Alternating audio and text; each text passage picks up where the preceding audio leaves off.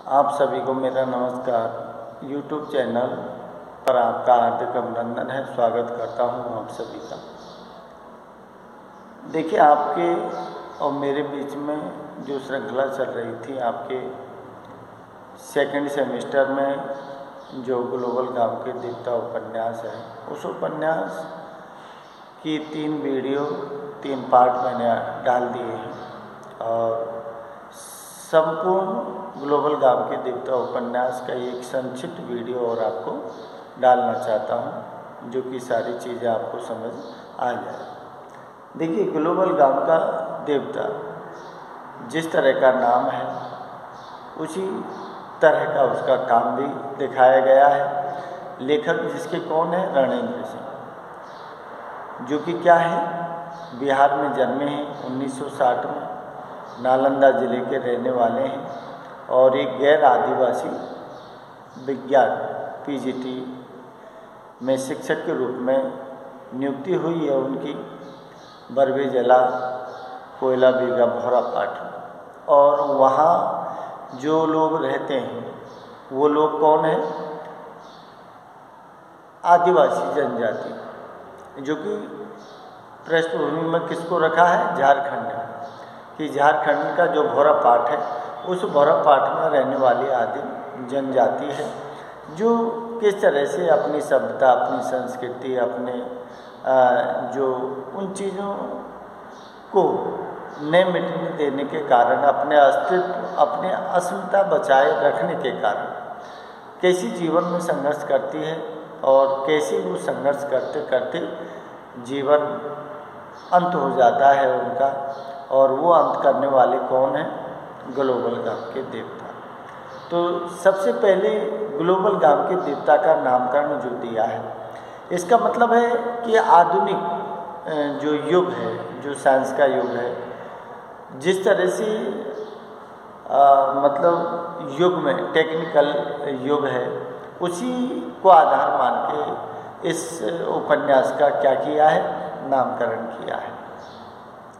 क्योंकि जैसे नामकरण के कई आधार होते हैं, जो पुराने उपन्यास है, कहानी है, नाटक हैं, तो अलग अलग नामकरण का आधार होता है, जिसमें किसी का तो घटना का आधार बनाया, किसी का नाम का आधार बनाया, किसी का जगह स्थान विशेष के नाम का आधार बनाया, कोई नायक नायिका का आधार पर। लेकिन इन्होंने जो दिया है कि ग्लोबल गांव जो है, वो साइंटिस्ट के युग के आधार पर जो आधुनिक जो संसाधन है, उन संसाधन की खोज के आधार पर इसका नामकरण किया है। ग्लोबिंग गांव जो है, वो ग्लोबिंग गांव क्या है? ग्लोबल जो है वो क्या है? वैश्वीकरण, या जिसे अपन कहें भूमंडलीकरण, कि जो पूरा भूमंडलीकरण है, पूरा विश्व है, वो एक गांव के समान दिखाया गया है। और उस गांव में क्या क्या चीज़ें हैं, क्या धरती के अंदर धातु हैं, क्या बाहर हैं, वो सारी चीज़ें कौन है? जो बड़े अफसर लोग हैं, जिसमें एमपी है, एमएलए हैं, जिसमें बड़े भ्रष्ट अफसर हैं, चाहे वो कोई भी डिपार्टमेंट हो, सब अपने अपनी खोजबीन में लगे रहते हैं। और जहाँ उनको कुछ दिखाई दिया, जैसे झारखंड की भूमि भौरापाट है, वहाँ रहने वाली जो असुर जनजाति है, जहाँ वो रहती है, वहाँ उनको क्या दिखाई दिया है? सैटेलाइट, जो तीसरी आँख है, उस तीसरी आँख से उन्होंने खोजा है और उनको वहाँ क्या मिला है? खजाना। कौन सा? बॉक्साइट का। बस उसी बॉक्साइट को खोज कर वहाँ उस बॉक्साइट को वो खदान के रूप में कार्य करके उसको खोदना चाहते हैं। लेकिन वहाँ उनकी मजबूरी है कि वहाँ कौन बसी हुई है? जो कौन है? आदिवासी जनजाति, असुर लोग हैं जो बसे हुए हैं। उनको किस तरह से पदस्थापन करना है, किस तरह से उनको वहाँ से हटाना है, बस उसी की संघर्ष की कहानी है ये ग्लोबल गांव के देवता। तो देखिए, जैसे आज के विज्ञान युग में संपूर्ण विश्व जो है एक ग्लोबल गांव के रूप में परिवर्तित हो गया है, या फिर हो रहा है, क्योंकि आज का जो टेक्निकल युग है उसमें परिवहन संचार के साधन बहुत सारे उपलब्ध हो गए हैं। साधनों के विकास के कारण या साधन संसाधन होने के कारण सारा विश्व एक छोटे से गांव में परिवर्तित होते हुए दिखाया है। ग्लोबल गांव के देवता कौन है? जो आकाशचारी हैं, जो स्वेच्छाचारी हैं, जो आकाश में उड़ते हैं और अपनी तीसरी नेत्र जो सैटेलाइट के रूप में है उससे खोजबीन करते हैं, जो सैटेलाइट के माध्यम से सारी चीज़ जो धातु है उनको खोज लेते हैं।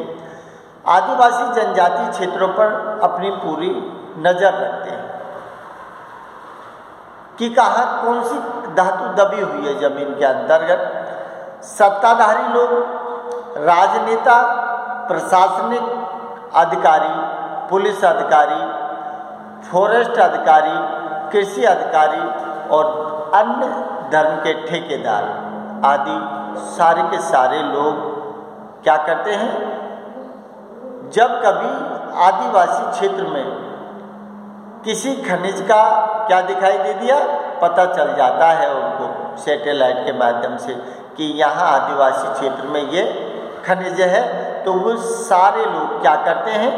पुलिस प्रशासन, सेना, सशस्त्र बल से क्या कराते हैं?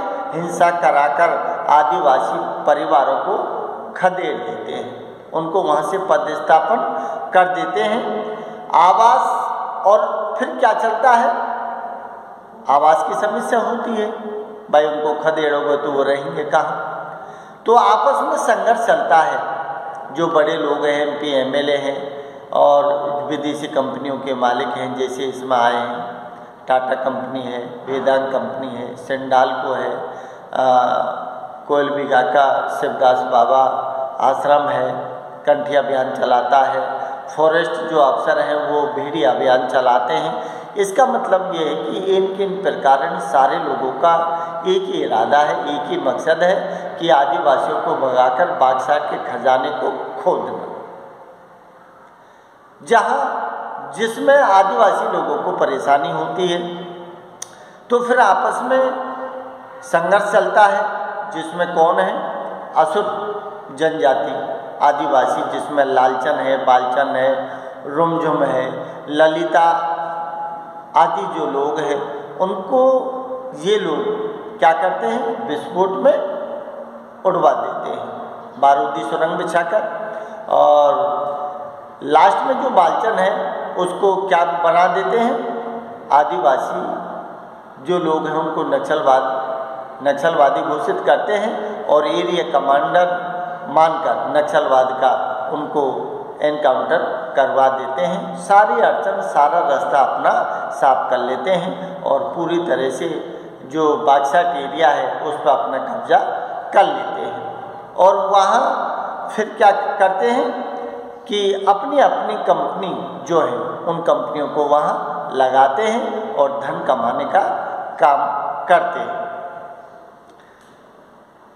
तो उनकी ज़मीनों पर अधिकार कर लिया जाता है, औने पौने दाम देकर, साम दंड भेद नीति अपनाकर कि ज़मीनों पर अपना अधिकार कर लिया जाता है। जो लड़ाई वैदिक युग से शुरू हुई थी, क्योंकि आज से नहीं, असुर और देवता और राक्षसों के बीच बहुत पहले से ही बराबर क्या चलती आ रही थी? लड़ाई चलती आ रही थी। उसी लड़ाई को आज के ग्लोबल गांव के देवता और आदिवासी जनजाति जो है उनके बीच अनवर रूप से चलते हुए संघर्ष को दिखाया है। ग्लोबल गांव के देवताओं ने अंततः आदिवासी जो लोग हैं, जनजाति हैं, उनको अंततः क्या कर दिया? हरा दिया है। तो देखिए, अब इसके अलावा जो दिया है कि अपन को जो देखना है, थोड़ा सा मैं बता देता हूँ। देखिए क्या लिखा है कि कथा वस्तु के रूप में उपन्यास का प्रारंभ एक गैर आदिवासी शिक्षक की उस मानसिकता के साथ होता है जिसमें वह आदिम जनजाति परिवार की बच्चियों की शिक्षा हेतु आदिवासी क्षेत्र में नियुक्त होकर आता है बोरापाट में। लेकिन उसकी नियुक्ति को होना वो क्या मानता है? माँ द्वारा पिछली रोटी खिलाने का प्रतिफल मानता है, क्योंकि जिस क्षेत्र में वो आना चाहता है वो नहीं आना चाहता है यहाँ, क्योंकि यहाँ आदिवासी है, आदिवासियों के पीछे असुर लगा है, तो असुर के नाम से वो डरा हुआ था। तो अर्थात अपना दुर्भाग्य समझता है और अपनी पोस्टिंग टलवाने की एमएलए रामधार बाबू और जो और लोग हैं उनसे बहुत मिश्रा जी वगैरह उनसे अपनी पोस्टिंग टलवाने की पुरजोर कोशिश करता है, लेकिन अंततः वो असफल होता है। असुर आदिवासी के संदर्भ में अपना क्षोभ प्रकट करता हुआ कहता है, क्या असुरों के बारे में मेरी धारणा थी अब से पहले क्या थी? असुरों के बारे में मेरी धारणा थी कि खूब लंबे चौड़े काले कलूटे, भयानक दांत निकले हुए, माथे पर सींग लगे हुए लोग होंगे, लेकिन लालचन को देखकर सब उलट पुलट हो रहा था। पहले की मन में जो भ्रांति थी उसके बारे में बताया है, लेकिन अब असुर लालचन आदिवासी से मिला है तो उससे मिलकर अब मुझे एकदम सब कुछ उल्टा पुल्टा हो रहा था।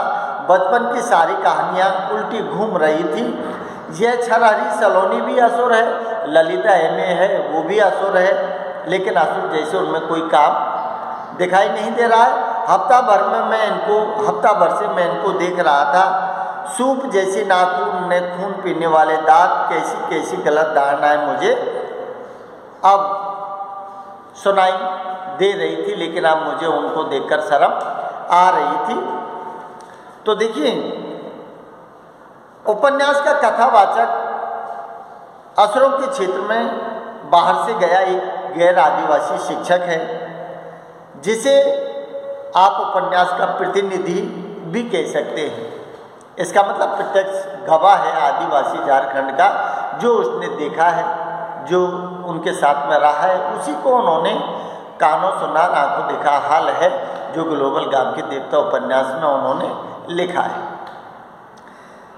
जो कि बाहरी नज़रों से भौरा पाठ की सच्चाई को देखने में भरोसा नहीं रखता। बाहरी नज़रों से अरे कुछ प्रत्यक्ष प्रमाण की जरूरत नहीं होती, प्रत्यक्ष गवाह है उस चीज़ के, और नहीं वह मूक दर्शक बना रहना चाहता है, मूक दर्शक भी नहीं बना है, साथ में रहकर संघर्ष किया है, उन लोगों को रास्ता बताया है, जिला कलेक्टर एसपी उन सारे लोगों को चिट्ठी पत्री लगवाई हैं और आदिवासियों की अस्मिता बचाने में भरसक प्रयास किया है। बल्कि वह खुद को असुरों के संघर्ष में शामिल कर देता है, खुद को असुरों के संघर्ष में शामिल कर देता है। इस प्रकार रणेंद्र ने उपन्यास में आदिवासी समाज की समस्याओं के साथ असुरों की गरीबी, बेरोजगारी, अशिक्षा, विस्थापन, घुसपैठ, स्त्री शोषण जैसे प्रश्नों को उठाया है। इसमें मेन मुद्दा जो उठाया है वो मुद्दा क्या है? आदिवासी जो लोग हैं उन लोगों से जुड़ी हुई जो समस्या हैं उन मुद्दों को उन्होंने उठाया है। जिसमें क्या क्या दिया है कि जिसमें दिया है कि असुरों की गरीबी, बेरोजगारी, अशिक्षा, उनका विस्थापन, घुसपैठ, स्त्री शोषण जैसे प्रश्न हैं जो उनसे जुड़े हुए हैं उनको उठाया है। लेखक कहता है कि तमाम पर्यावरण आंदोलन चले हैं, जिनमें नर्मदा आंदोलन है, चिपको आंदोलन है, ये आंदोलन भी पर्यावरण संरक्षण से जुड़े हुए हैं। आदिवासी लोग भी पर्यावरण की संरक्षण करते हैं क्योंकि उनका जीवन उन्हीं में निकलता है, उनके जो फल आते हैं उन्हीं से उनका जीवन निकलता है, उन्हीं लकड़ियों के सहारे वो जीते हैं, पेड़ों के सहारे जीते हैं। तो आदिवासी की अहम भूमिका रही, फिर भी आदिवासियों की जमीनों को कब्जा करने के लिए सरकारी तंत्र, पूंजीपति वर्ग किस प्रकार के हथकंडे अपनाते हैं। जब सरकार, एमपी, एमएलए, भ्रष्ट अफसर जब मिलते हैं तो क्या दिया है? आदिवासियों की अहम भूमिका रही, फिर भी आदिवासियों की जमीनों पर क्या किया जाता है? भ्रष्ट तंत्र के माध्यम से उनकी जमीनों को कब्जा किया जाता है। सरकारी तंत्र, पूंजीपति वर्ग किस प्रकार हथकंडे अपनाते हैं, औने पौने दामों में और सामदंड भेद नीति अपनाकर उनकी जमीनों पर कब्जा कर लेते हैं। आदिवासी आंदोलन करते हैं तो उनकी सुनवाई नहीं की जाती है, क्योंकि गरीब लोग हैं, उनकी सुनवाई नहीं करते हैं, अपितु सरकार उन पर बल प्रयोग करती है। गोलियां चलाकर उनको नक्सलवादी बनाकर एनकाउंटर करवा देती है और ऐसे लोगों को क्या बना देती है सरकार? नक्सलवादी। और नक्सलवादी बनाकर जैसे बालचंद मारा है, लालचंद, रुमझुम, ललिता विस्फोट में उड़ाए हैं, तो फिर ठीक उसी तरह से बालचंद को भी एरिया कमांडर मानकर और नक्सलवादी घोषित करके एनकाउंटर करवा दिया जाता है। जब पाथरपाट पुलिस ने कुछ आदिवासियों को नक्सली मानकर 6 को मार दिया, 6 में लालचंद, रुमझुम, ललिता सारे मारे गए हैं और बालचंद को कुख्यात एरिया कमांडर बनाकर मार दिया। इस प्रकार शासन प्रशासन ने अपने हक के लिए आंदोलन करने वाले आदिवासियों को नक्सली घोषित कर उनको मारने का एक नया तरीका ढूंढ निकाला। कुल मिला के आदिवासी जो लोग हैं उनके साथ किस तरह से अन्याय अत्याचार किया है। इसलिए आदिवासी समुदाय पूंजीपति व शासन प्रशासन के भय से अपने मूल निवास स्थान जंगलों को छोड़कर शहरों की तरफ पलायन करते हुए दिखाई दे रहे हैं, क्योंकि उनको जंगलों में भी नहीं रहने दिया जा रहा है। इसलिए जंगलों को छोड़कर, गाँवों को छोड़कर वो शहर की तरफ पलायन कर रहे हैं, जिसके कारण उनकी सभ्यता, उनकी संस्कृति, उनकी भाषा सबका क्या हो रहा है? रीति रिवाज, सभ्यता, संस्कृति, शिक्षा सबका लोप हो रहा है। क्योंकि वैश्वीकरण के इस दौर में अंधाधुंध बढ़ते नगरीकरण ने, वैश्वीकरण या भूमंडलीकरण का वो बात एक ही है कि वैश्वीकरण के इस दौर में अंधाधुंध बढ़ते नगरीकरण ने आदिवासी समुदाय और उनकी संस्कृति के संरक्षण की समस्या पैदा कर दी है। और इसी समस्या को ग्लोबल गांव के देवता उपन्यास में किसने? रणेंद्र सिंह जी ने दिखाया है, जिसमें सामाजिक है, आर्थिक है, शैक्षिक है, राजनीतिक है, सांस्कृतिक जो गतिविधियां हैं उन सबको दिखाया है। ऐसा नहीं कि आदिवासी जो आंदोलन हुए जिनमें अकेला लालचंद, बालचंद, रुमझुम, अरे औरतों का सहयोग भी उनके साथ रहा है। ललिता, कविता, बुधनी जो हैं, सलोनी, सारे के सारे महिला भी, बुधनी और ललिता आगे झंडा लेकर चलती हैं और विरोध करती हैं। शिवदास बाबा आश्रम कंठी अभियान का विरोध करती हैं। तो और आदिवासी रणेंद्र सिंह ने इस उपन्यास के माध्यम से भारत देश की आदिवासी जनजाति है उसी का नहीं, सारे विश्व की जितनी भी आदिवासी है ना, सारी आदिवासी किस तरह से खत्म हुई हैं, उनका कारण क्या है, उन सब का निशाना बनाया है इस उपन्यास में। और अमेरिका, अफ्रीका जो दिया है, माया है, एजिटेक जैसी जनजाति हैं, सारी की सारी जनजातियों को एक ही रास्ता है साफ करने का जो इन लोगों ने अपनाया है। तो आदिवासी महिलाओं का सहयोग इसमें रहा है, जिसमें बुधनी ललिता भी रही हैं और भी उन्होंने उदाहरण दिए हैं। जैसे केरल में आदिवासियों जो महिलाएं हैं उनका नेतृत्व किसने किया था? सीके जानू, वन विभाग से लड़ी हैं सीके जानू। इम्फाल, मणिपुर इम्फाल की कौन है? एरोम क्या दिया है? एरोम शर्मिला।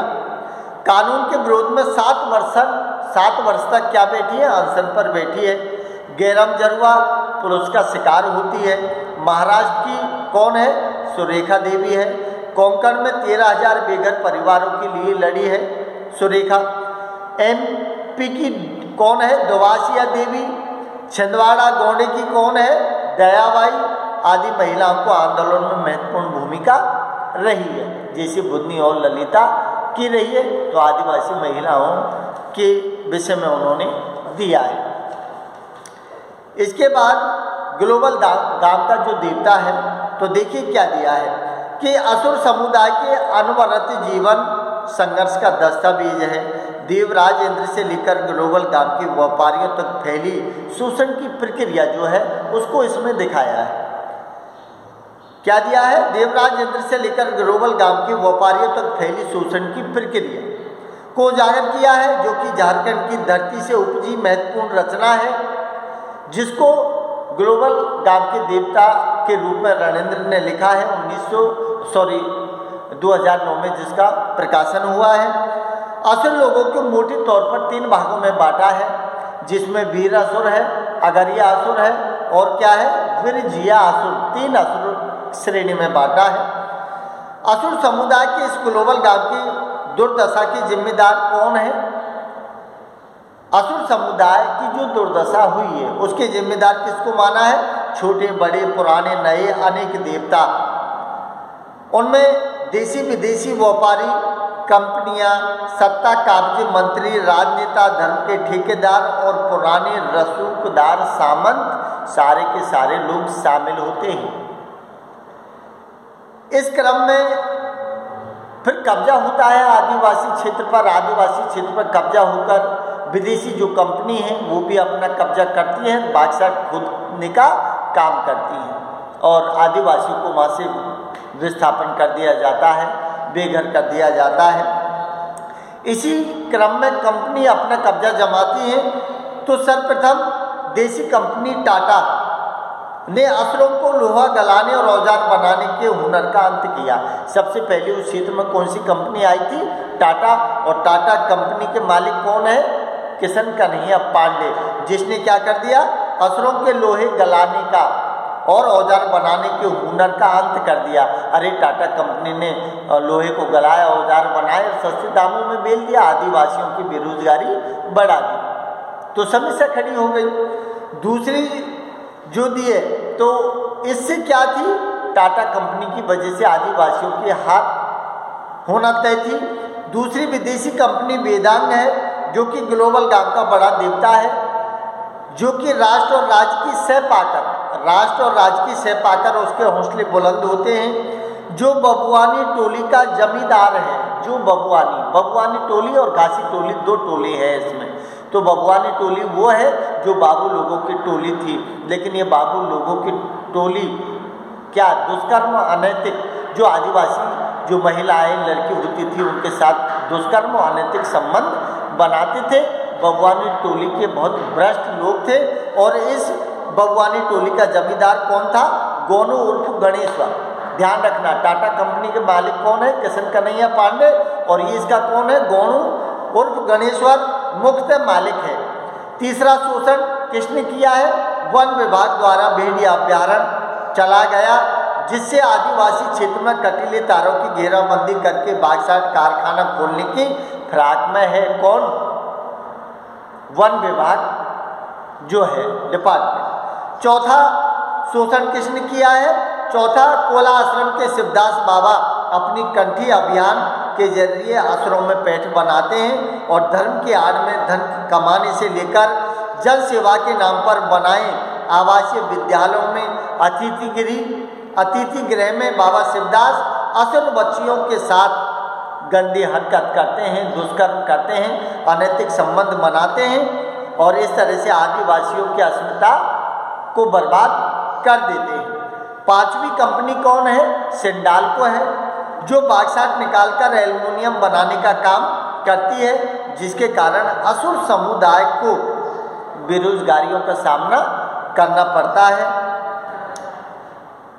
बेरोजगारी का सामना करना पड़ता है। इस प्रकार हम कह सकते हैं कि असुर समुदाय को हर प्रकार से कुचलने का प्रयास किया गया, उनका शोषण किया गया, उनकी सभ्यता, उनकी संस्कृति, रोजगार, शिक्षा आदि को नष्ट करके अपने व्यवसाय और उत्पादन पर ध्यान दिया।